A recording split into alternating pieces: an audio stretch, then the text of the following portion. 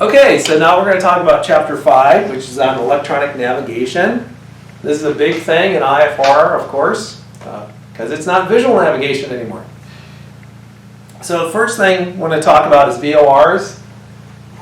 As a reminder, VOR, VHF, omnidirectional ranging. So very high frequency.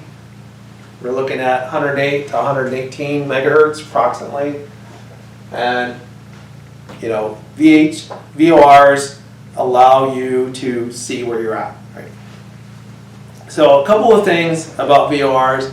One of the things that Rod points out, it's really important, whenever you dial in a VOR, you need to ident the VOR.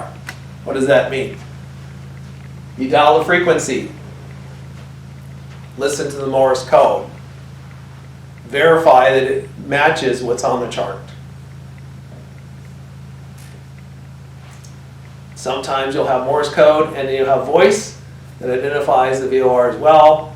It depends on the VOR station. Some of the fancier radios will automatically do this for you. It will come up and it will display, hey, this is the VOR. I've identified it, right?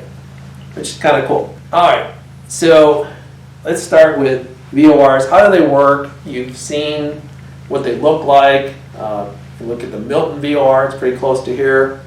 If you look at figure 5A, it shows you a picture of what a VOR looks like.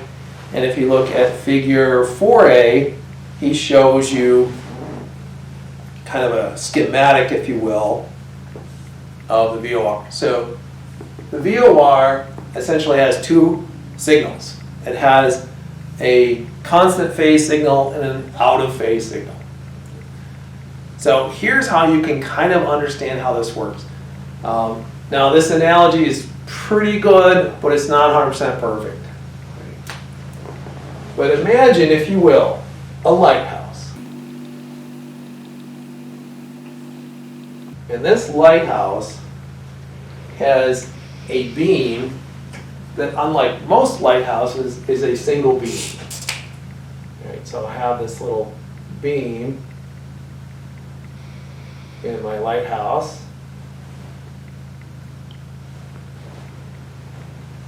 And also, on the top of my lighthouse, I have a little flashy light.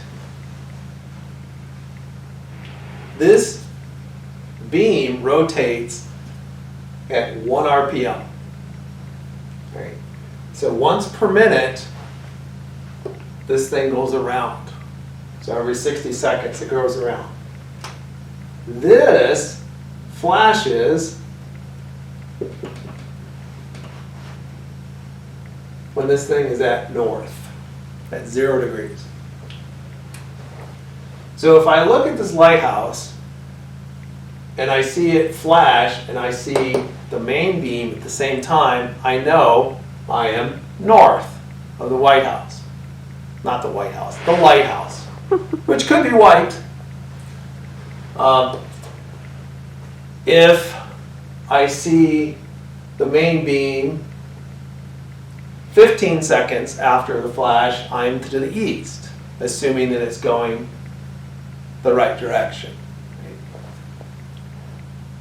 So at 0 seconds, if they're the same, I'm north. 15 seconds, I'm here. 30 seconds, I'm south of the lighthouse. 45 seconds, I'm here, etc., etc.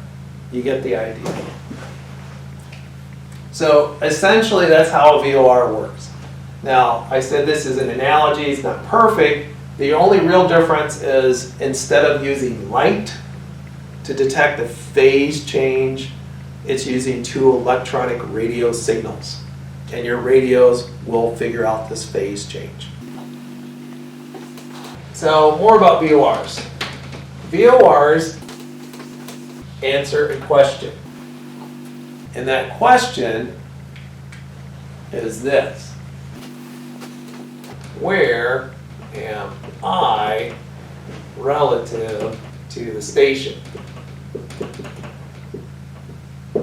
Now, what makes life confusing for a lot of people with a VOR? Anywhere in this question, do you see something that depends on which way I'm facing? You don't.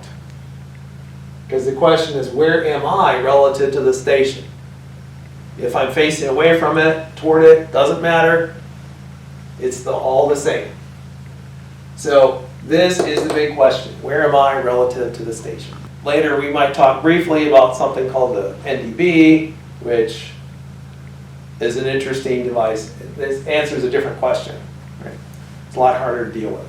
If you understand this fundamental thing, I think it'll help you a lot. Now when it comes to the equipment on a VOR, you have the radio, and then you have your CDI, your course deviation indicator, sometimes called the Omni display, sometimes called an OBS for omnivariate selector. Technically, OBS is the label on this little knob here, and this will allow you to select a course. So for example, I could select a course of north.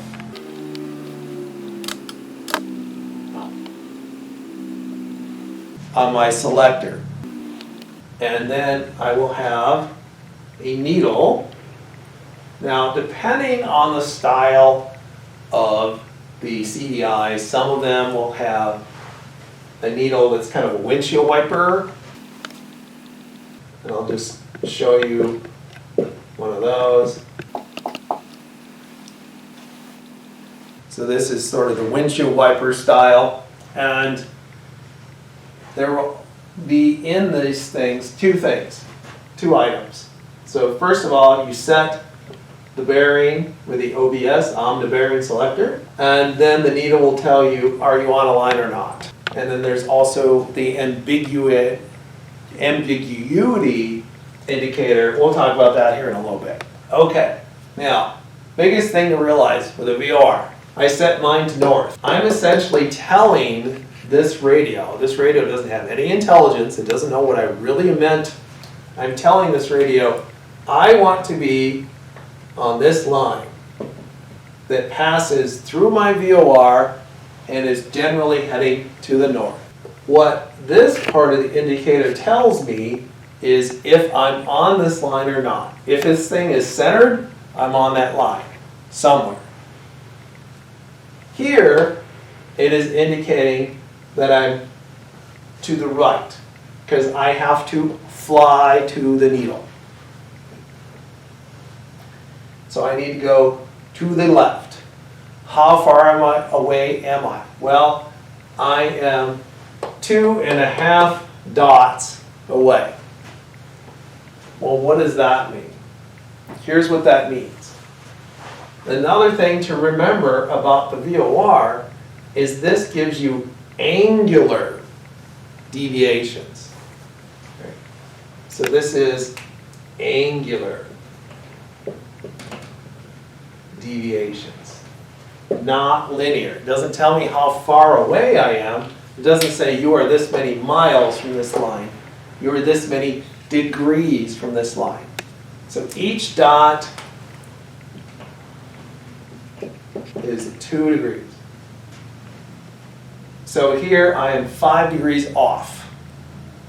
In other words, instead of being on this line, I am somewhere on this line that points toward, instead of 360, points toward 355. Not the 360 that I dialed in. Okay, other important things to note with that. If I am, let's just say this way, and I'm paralleling this course. Out here, I'm a couple degrees off. Now I'm more degrees off. Now I'm more degrees off. Now here, I'm 5 degrees off. Now I'm more than 5 degrees off. And I'm way off. So the important thing to note As you get closer, this gets more and more sensitive.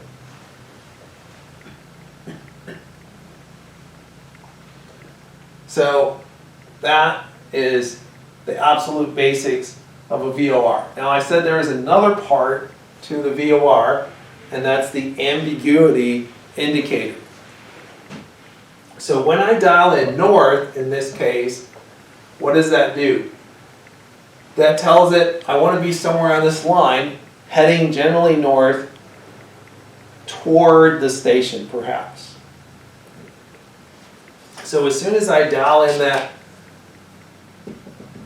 number, I set up two half planes.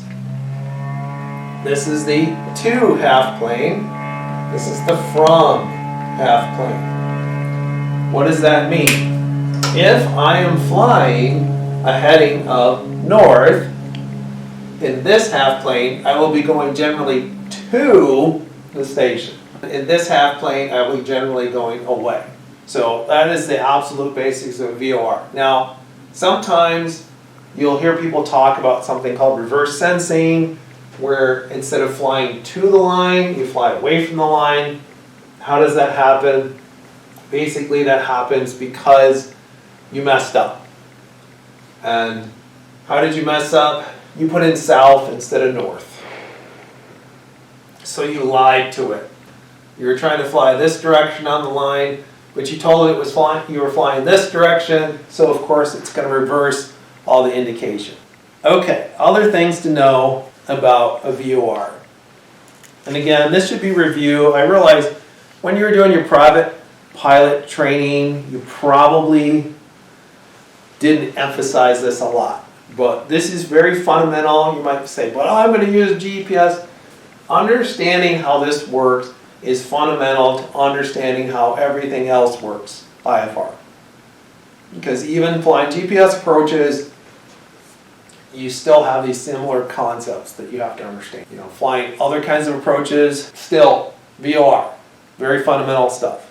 Okay, so when I'm training private pilot students, I say there are three basic things that you can do with a VOR. First thing you can do, find yourself. Maybe you're lost. Where am I at? How do you do that?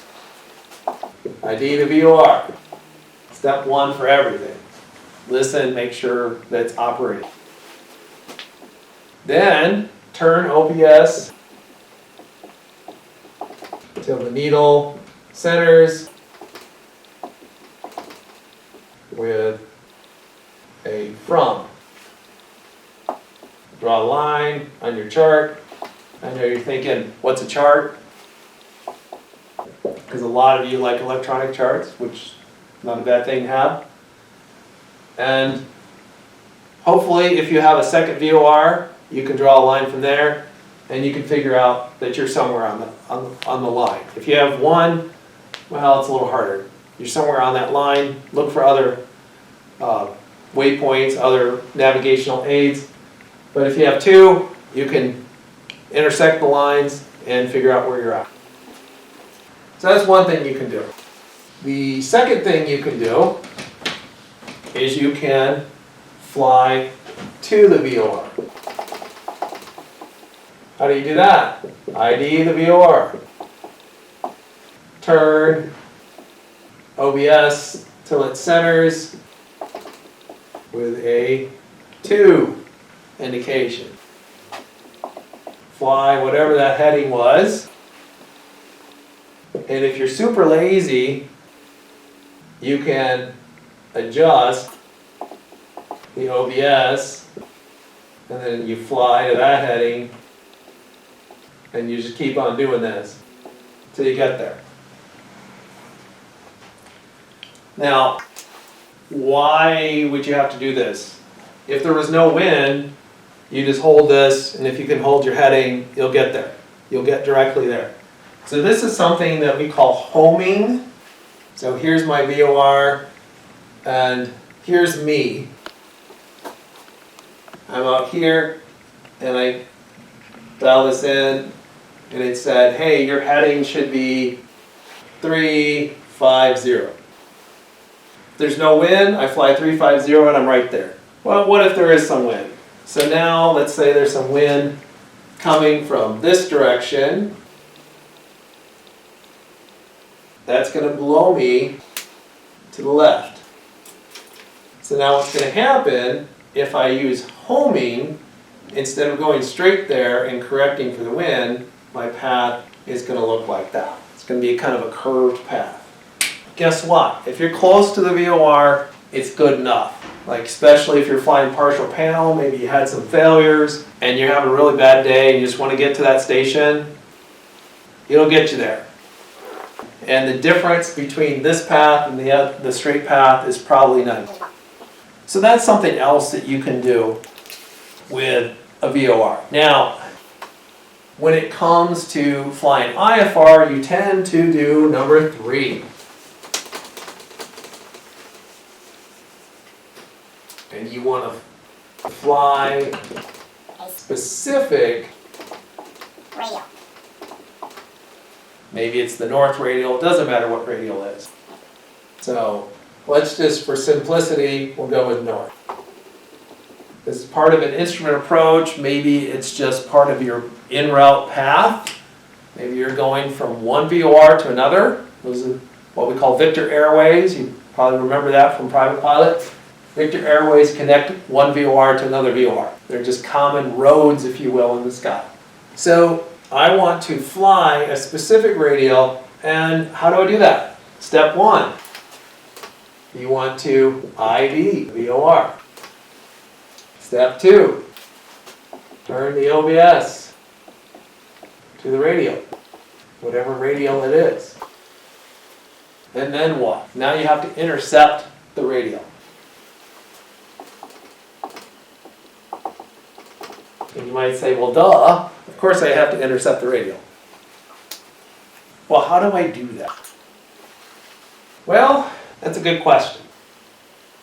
Let's say I'm over here. Here's my airplane. I'm over here. I'm trying to go north. I'm trying to intercept the north radial. So I'm flying toward the north. If I look at my OBS here, I set it to north, and what's this going to say? It's going to say you need to go to the right.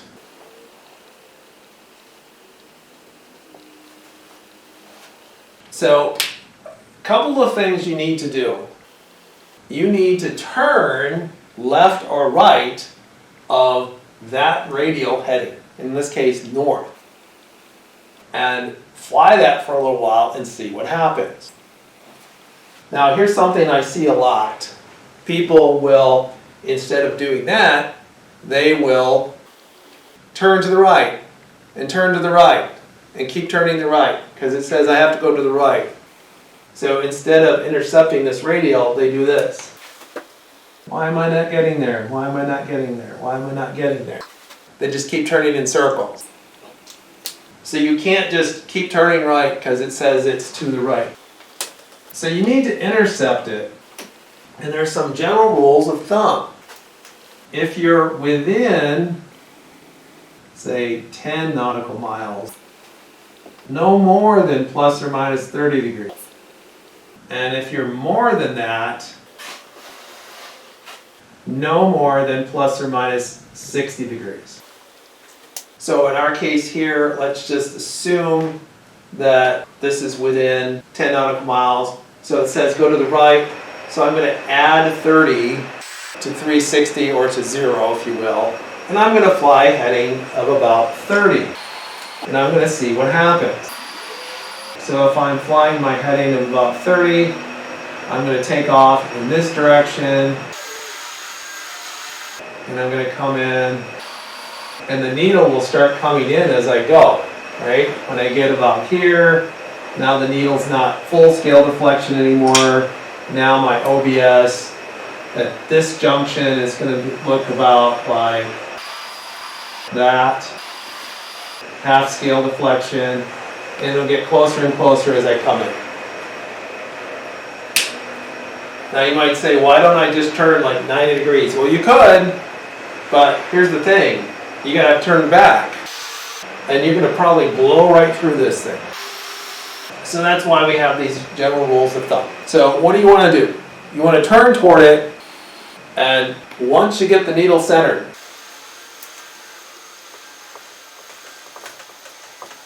fly the radial heading.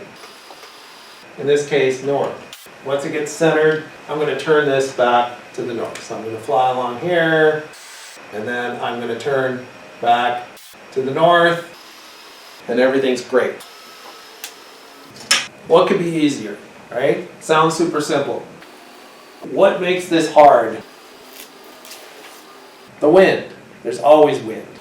There's no such thing as no wind. So what do you do if there's wind? Okay, same scenario. Let's just go with this exact same scenario. I have wind now. Let's say the wind is blowing, we'll say the wind is blowing out of the west.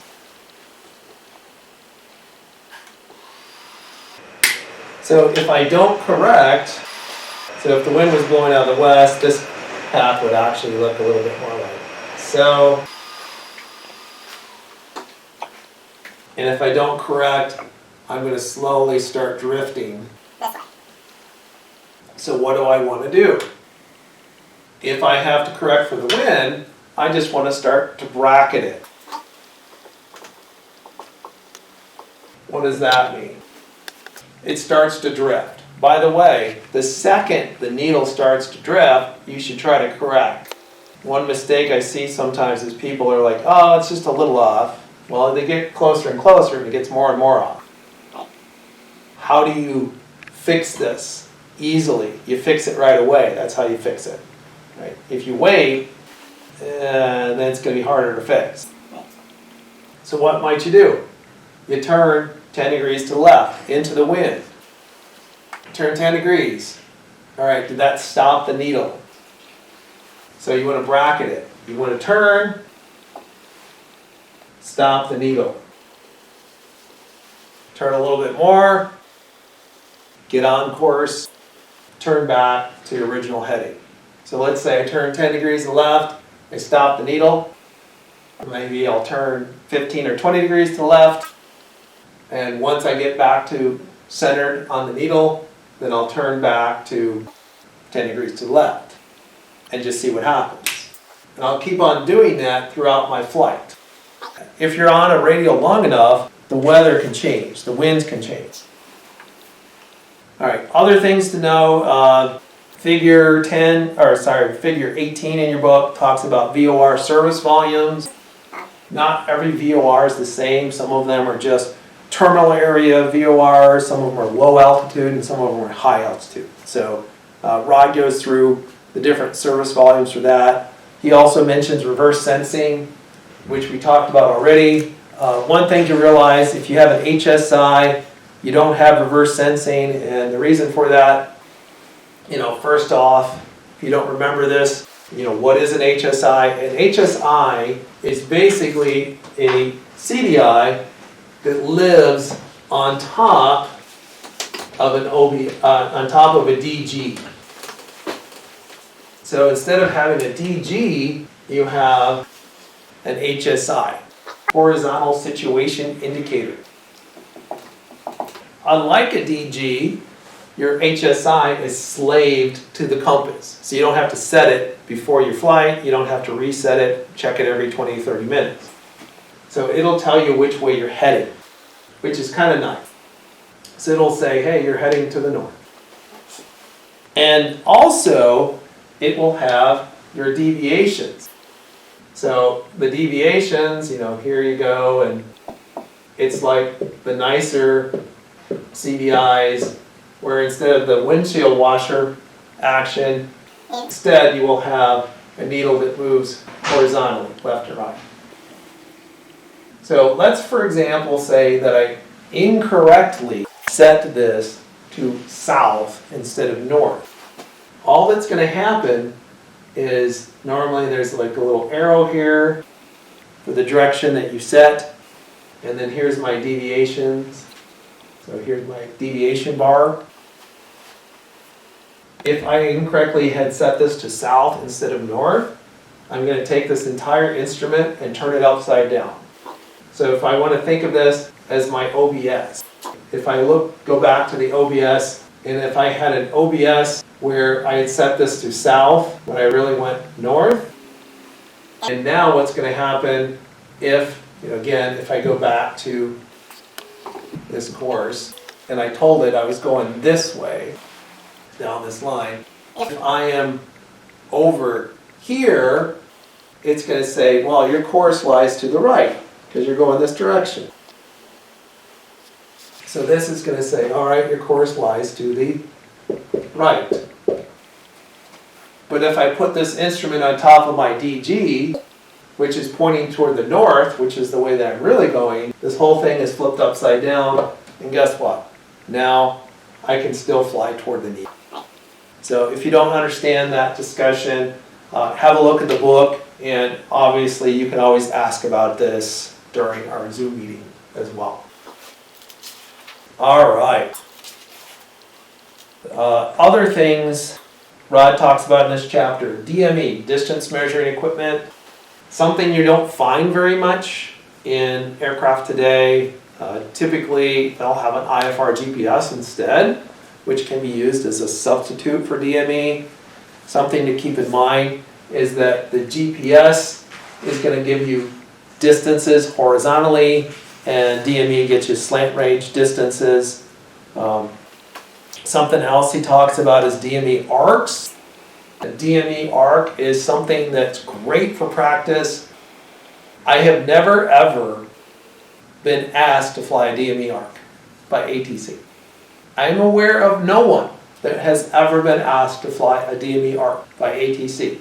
I am aware of some people that got a job with an airline because they could fly a pretty DME arc. So there's some use to these, mostly as training, but real quickly, how do you fly a DME arc? So DME arc, you look at figure 34, it will show you what a DME arc looks like. And to fly it, you pretty much turn, 10, twist, 10, and repeat. You might say, what does that mean? I'll try to give you a kind of a quick example.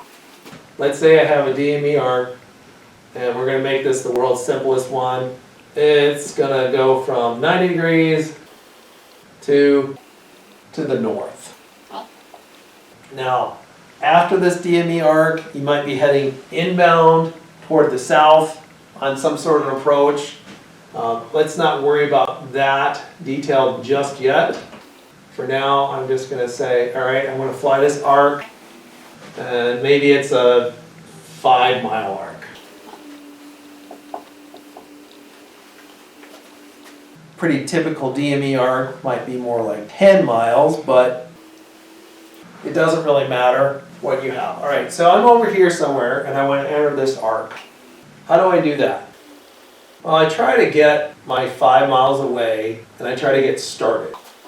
So to get started, I will set here, I'm going to make this my goal to be here, and here I should be heading to the north, right? So my heading should be north for 0, and my OBS should be set to 90. Okay, so how does this work?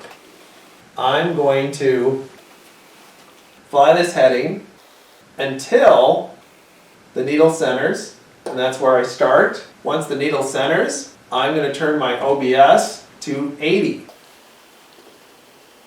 So I'm going to have my heading, I'm going to turn 10 to your left, so I'm going to turn to 350, and then my OBS is going to be set to 80.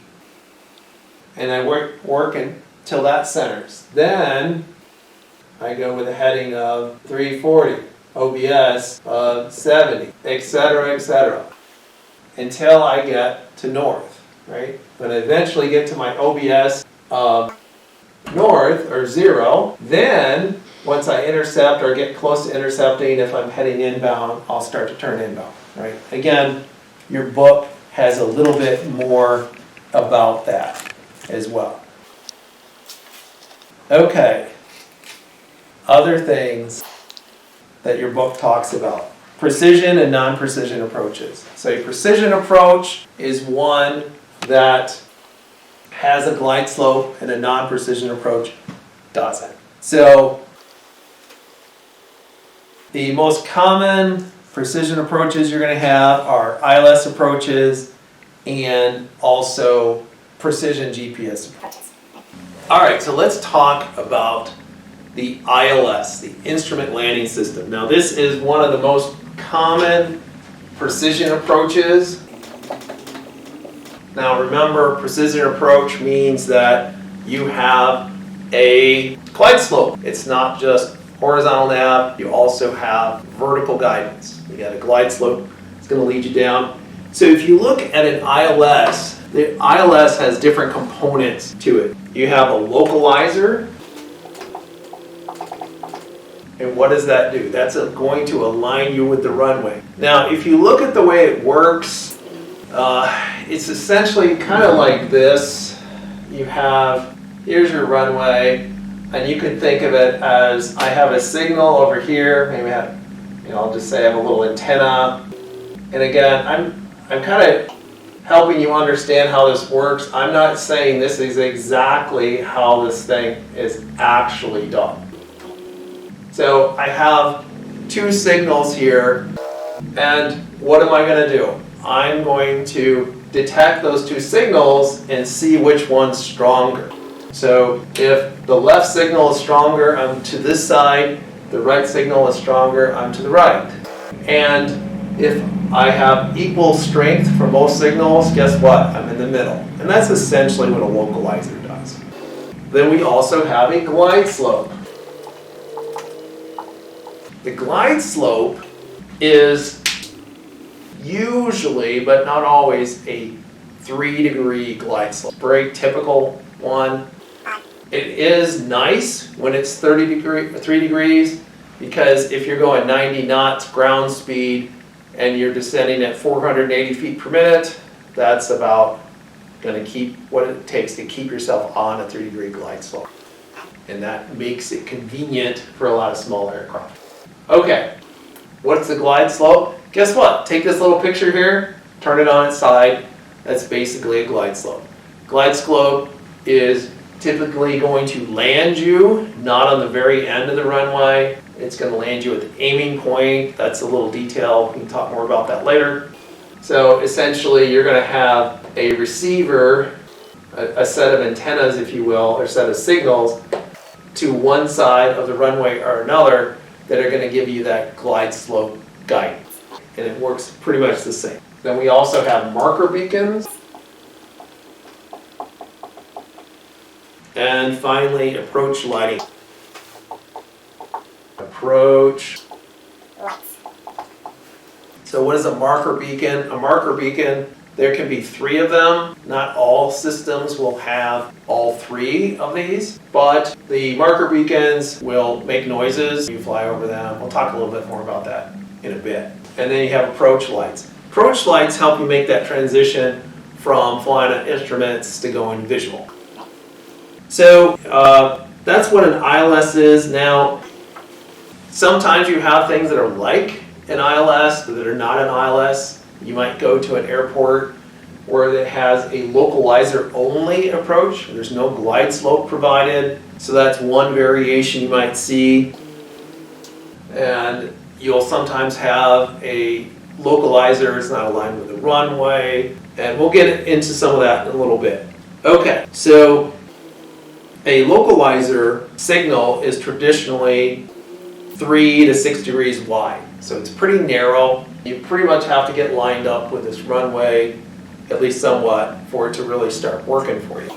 Now, if you look in your book, Rod will tell you about things like what's the coverage area, if you're outside of 10 nautical miles, if you're within 18 nautical miles, you have about 10 degrees of coverage either side of the runway. And if you're within 10 nautical miles, typically you're going to have maybe 10 to 35 degrees of coverage on either side of the runway.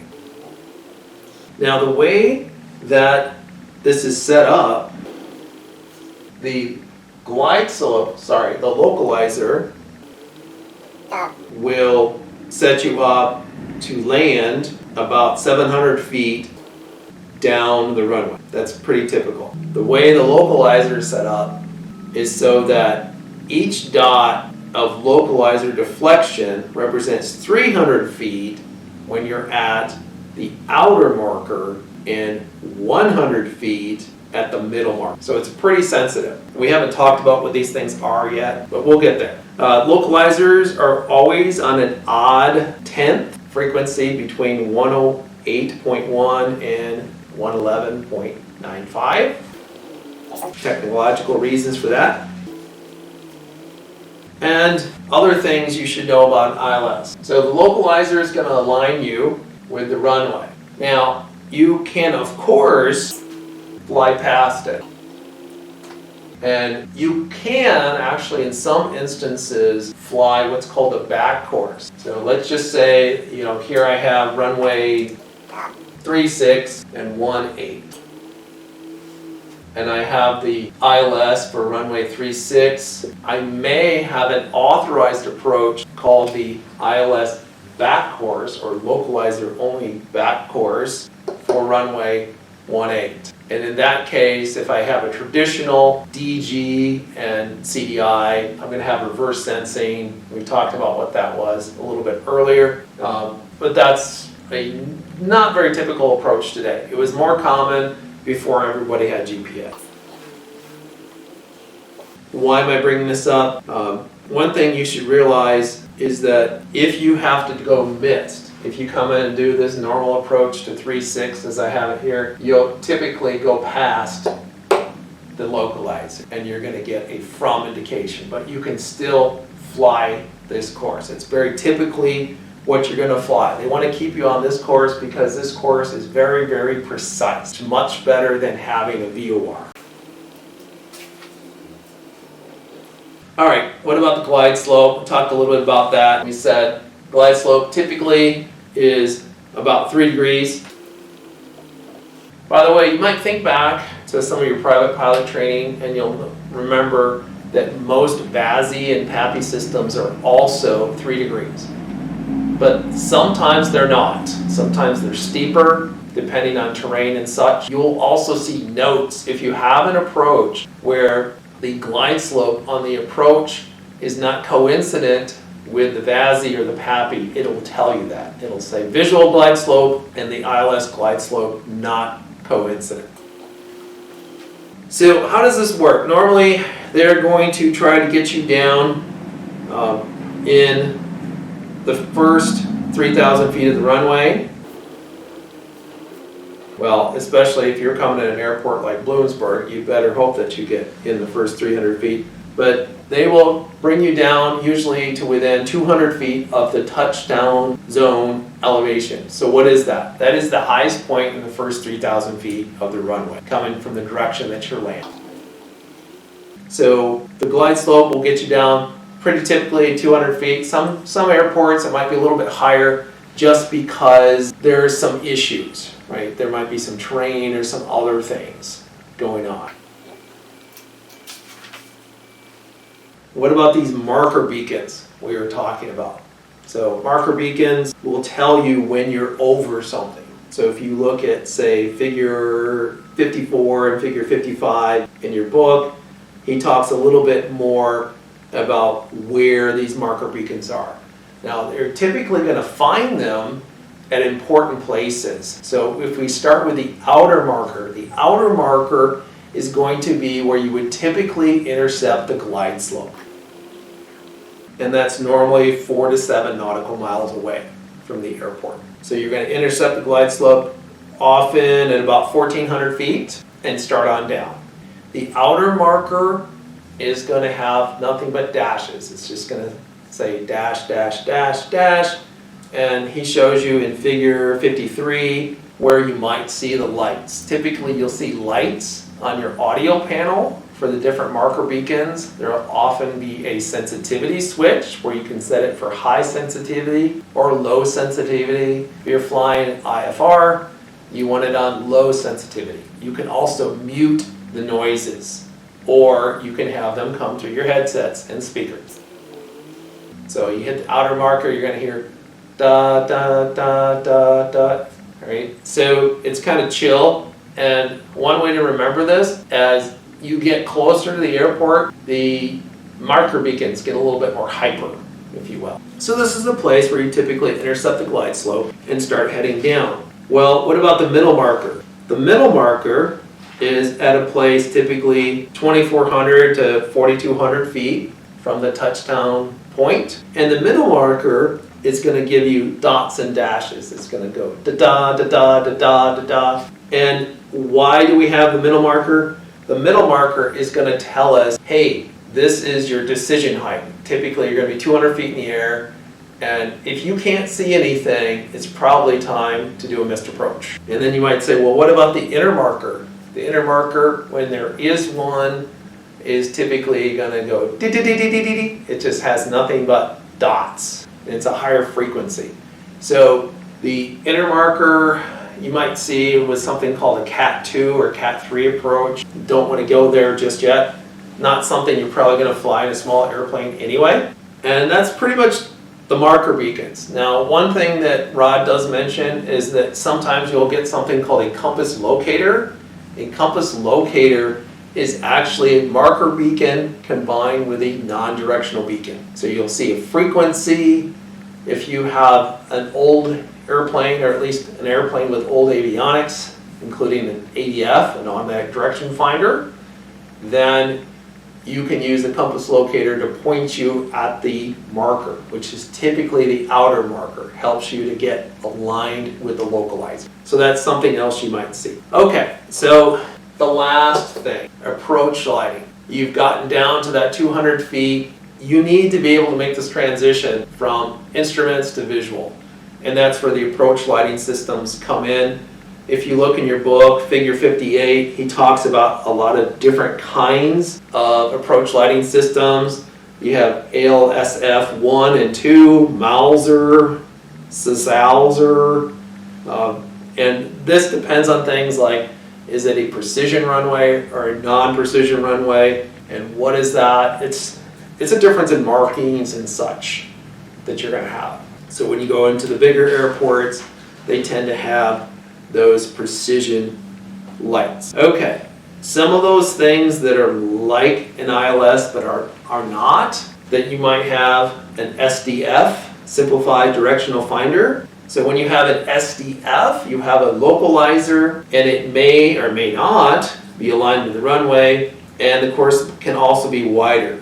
It's either 6 or 12 degrees depending on the airport. So it's not 3 degrees, it's double or quadruple that. There's also something called an LDA, a localizer directional aid, and that is something where you have a localizer, but it's not for your airport. You have another nearby airport, you can actually borrow the localizer. So that's something you might see occasionally. Just know that it's out. Okay, so those are the basics of an ILS. So ILS, super nice thing to have. By the way, if you're wondering why don't we have an ILS at every airport, it costs a lot of money to have an ILS. You're looking at over $1 million for the equipment, surveying the site, coming up with the approach, and that's a lot of money. So you tend to see more GPS approaches, and some of those are going to be precision approaches, which we'll talk about later. Then you will see ILSs at all the smaller. All right, so moving on. Next thing is RNAV, or Area Navigation.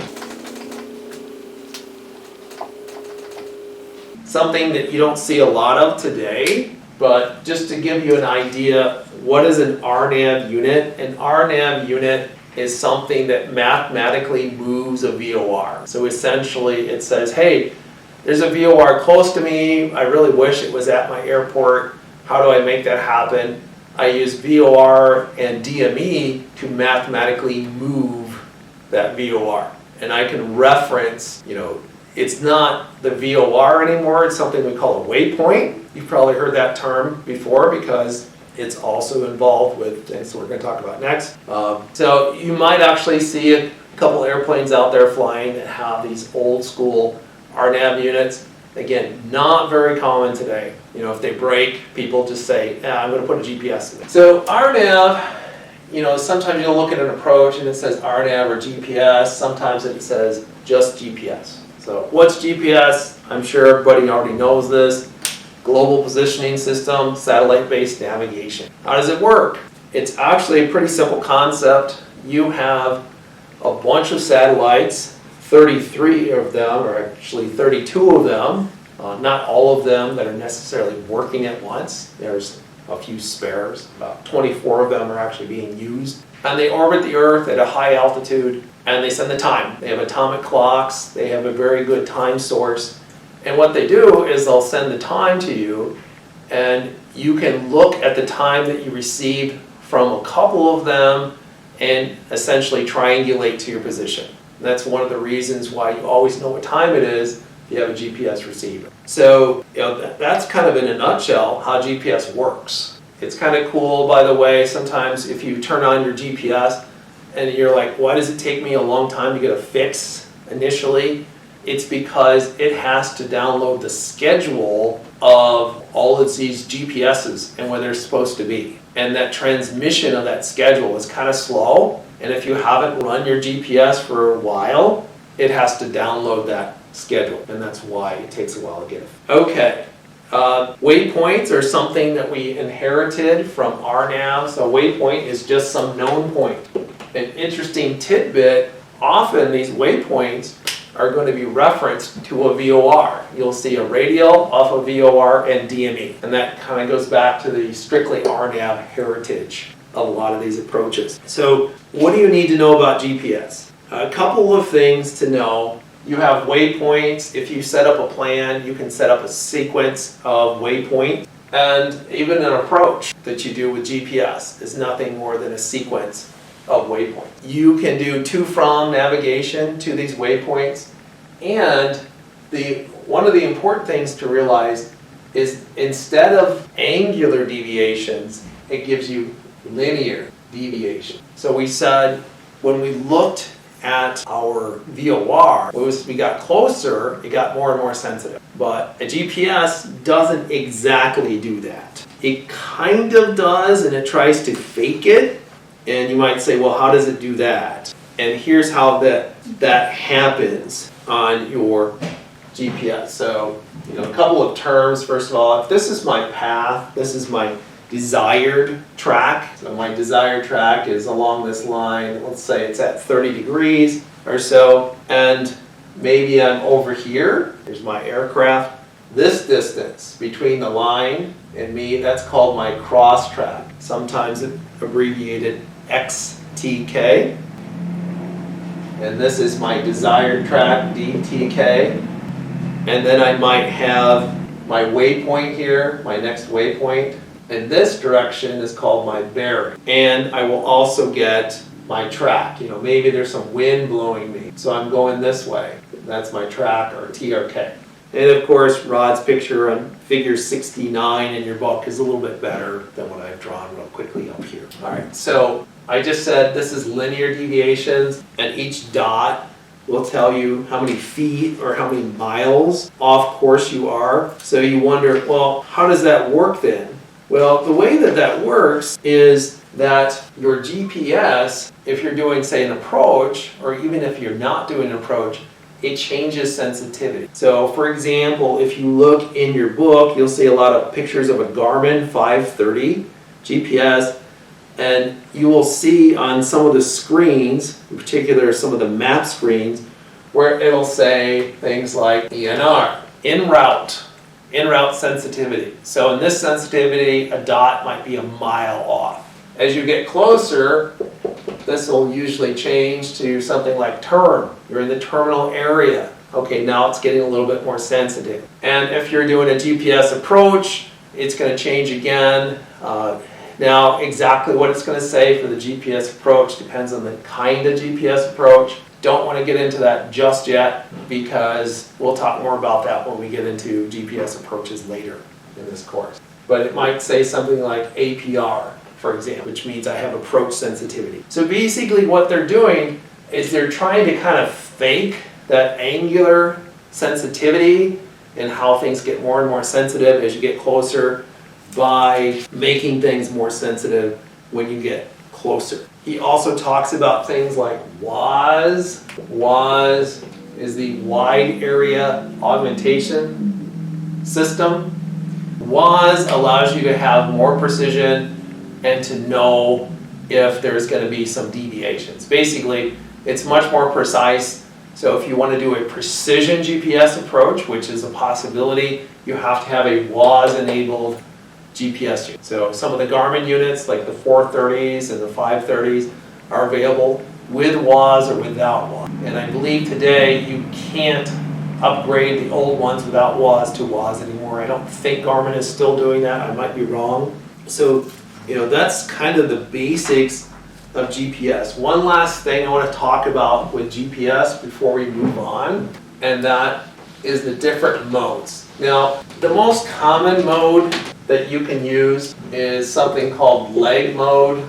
In the leg mode, you just connect waypoints together. So I have waypoint 1 here, waypoint 2, waypoint 3, etc. So as I'm flying, I'm flying 2, waypoint 1, it's going to give me guidance to that. As soon as I pass it, it's going to start giving me guidance to waypoint 2 along this line. It's going to give me deviations from that line, and that's leg mode. Now sometimes you want to use OBS mode, where what you set on the CDI, by the way, same CDI used for your VOR, probably also is going to be attached to your GPS. You might have a combined unit, like a Garmin is a GPS and a nav and a comm often. So in OBS mode, instead of trying to align you with this line, it says, let me put you on a radial to your next waypoint. Your next waypoint is W2 here, and I can say, all right, I'm going to set this thing to OBS mode, and I'm going to set my OBS on my CDI to 360 or to north, and now it's going to give me guidance here to that point along this line. What would I do this for? The biggest thing you might do this for if you were asked to do some sort of a hold, where you're trying to approach your waypoint from a certain direction and then you want to make some turns and you're like, what's this holding thing? Well, that's the subject of the next chapter. So you'll have to wait a little bit. Just like your private pilot, a lot of these subjects kind of relate to subjects we haven't covered yet. So it's somewhat confusing, but by the end of this course, hopefully it'll all make sense. Okay, the last thing I want to talk about very briefly, and I mean very briefly, is NDBs, non-directional beacon. Non-directional beacon requires you to have something called an ADF. An ADF is an automatic direction finder. I know that in one of our club planes, we actually have an ADF unit. I've honestly never turned it on. A lot of people will tell you that an ADF is great for listening to AM radio, and that's pretty much about it. It works on that same frequency band.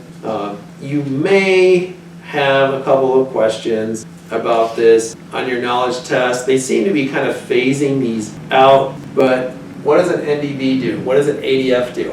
Right? So an ADF answers a different question. We talked about VORs. VORs say, hey, where am I relative to the station? ADF answers the question, where is the station relative to me? So if you have an NDB, so here's my station, it's an NDB, and I'm, let's say over here, flying toward the north, what does it do? My ADF is going to point that way. It's going to say that way to the station. It's that simple. Now, here's the confusing thing. This depends on which way I'm facing, because it says, where's the station relative to me? So how do I get to the station? Well, that's easy. If I just want to get to the station, I just turn until this needle is pointing straight up. Barring any winds, I will go straight to that station. Where things get a little weird is if you try to fly a specific bearing. So what's the bearing to the station? And there's a little formula for this. Magnetic bearing equals magnetic heading plus relative bearing. So in our example here, if I'm pointing to the north, or 0 degrees, and we say that this thing is pointing at 30 degrees, my magnetic heading is 0 plus 30 degrees, so my magnetic bearing to the station is 30 degrees. Right? Well, that one was super easy. What if I'm in the same place, but now I'm going to be pointing toward the west. I'm running away. So now my heading is going to be 370. Sorry, not 370, 270. My heading is 270, and now my relative bearing is going to be 120. If I add these together, I get 390 degrees, which is really just 30 degrees. So I'm in the same place.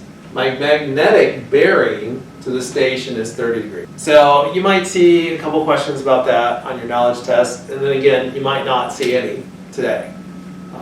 But I did want to bring that up real quick. Your book talks a little bit more about this, and something fancy called an RMI, or radio magnetic indicator.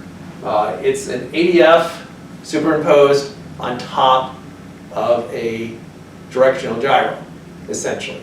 Just like an HSI was for VORs, this is for NDBs. And you might say, well, who's going to have one of these?